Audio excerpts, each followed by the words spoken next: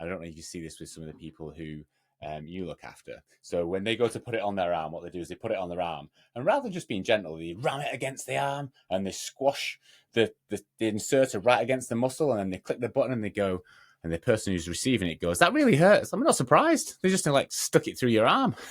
They like just didn't put it on gently whatsoever.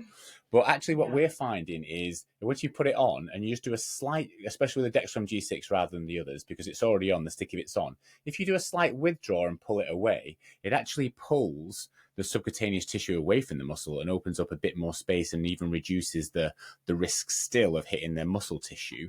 So especially for the really slim people, that just kind of putting it on a slight little withdrawal before you fire it means that you get a lot less disruption hitting. So they're just a couple of things that we use sometimes, depending on what people experience. I don't know if you've got any anything on top of that or challenges to that as well.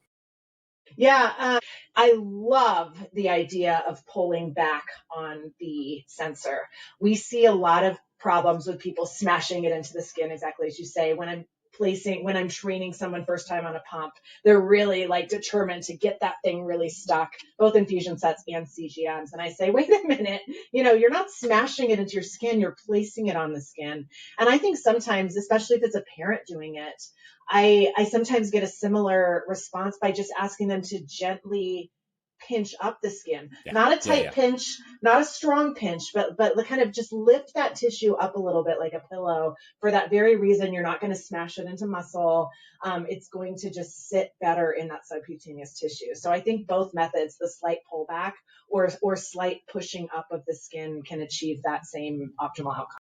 I think what I will say about the slight withdrawal, and I do like the lift up, is if you do it too much, it messes up the firing mechanism. So it has to be a gentle withdrawal, not like almost sucking it off the back of your arm.